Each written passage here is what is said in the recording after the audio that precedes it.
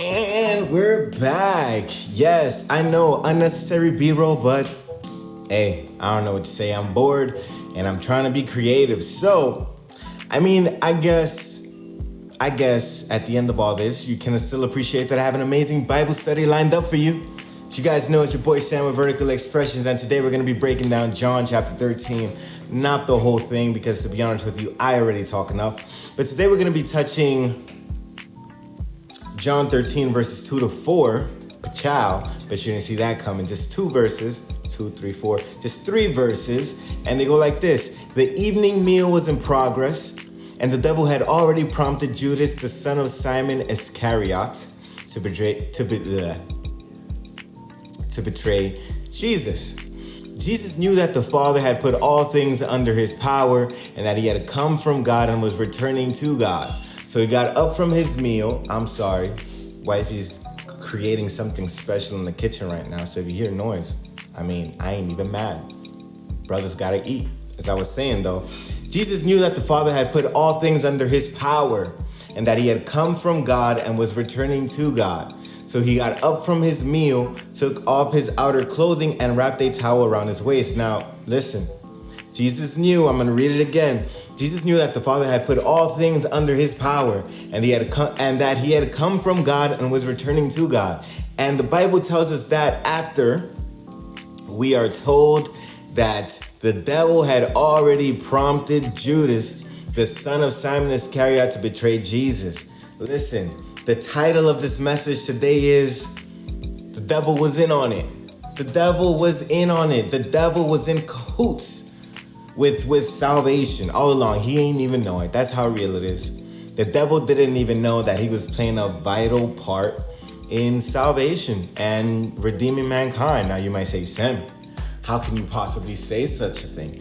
Blasphemy, blah, blah, blah, whatever you want to say, but let's talk about this. Jesus came, and I'm really close to the mic now, so I'm going to whisper. I don't know if I mentioned this before, but got the mic set up. So you guys already know. Great audio. Jesus came to save us, to redeem us, right? If there was no Judas to betray Jesus, send Jesus to the cross, to die for us, atone our sins and redeem us, there would have never been a sacrifice for our lives and our sin. So guess what? That means that when the Bible tells us, and the devil had already prompted Judas was just playing a role in God's great plan and God's great scheme. Now, why do I bring this up? Why do I think this is relevant today, 2020? It's obvious. It's obvious. How many things have you prayed about today alone? Like today alone.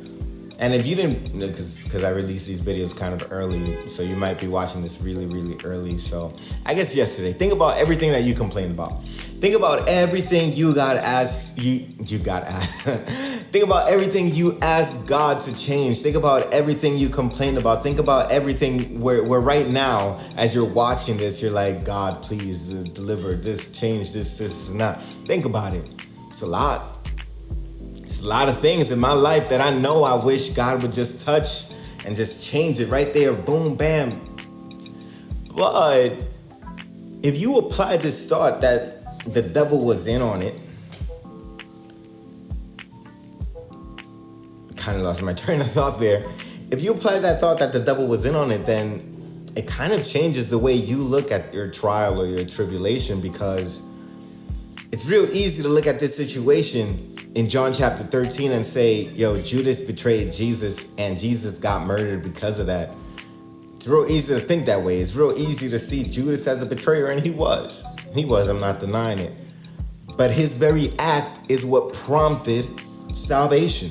It was like the, you know how you turn on the car and well, that's kind of old school. Now you just step on the brakes and you press a button. You know, that little button press is what started. It kind of put the chains into motion for everything that was coming next. It was Judas's betrayal. Without that, who knows where we would be? I'm sure God would have found another way. I'm sure. But just understand that maybe that thing that you're going through, you're rebuking the devil. You're beating the devil with an ugly stick. Yeah, I don't know what you say. I don't know your culture. I don't know how you go about things. But you're rebuking, and that's fine. Rebuke. Cool, do it. I'm not saying don't do it. I just want you to open up your mind, and I want you to understand that maybe the same way the word says, Jesus knew that the Father had put all things under his power and that he had come from God and was returning to God. So he got up from the meal and took off his outer clothing and wrapped a towel around his waist and began to kind of just, the next step. You see how he knew that Judas was going to betray him, that he had been prompted by the devil. You see the same way that he knew that the devil was just playing a part in God's end game. It's the same way we have to start looking at these trials and tribulations and start recognizing, like, man, the devil's just a pawn. Devil's just a pawn. You can sit there and give the devil all power and all authority, and we do that.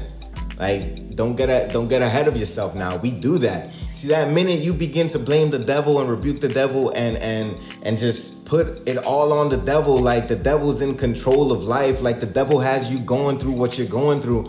The minute you begin to do that, you're actually putting what is God's, what's the word that I'm looking for? When you're all, oh my goodness, I'm gonna have to cut for this one, I'm sorry. Sovereignty.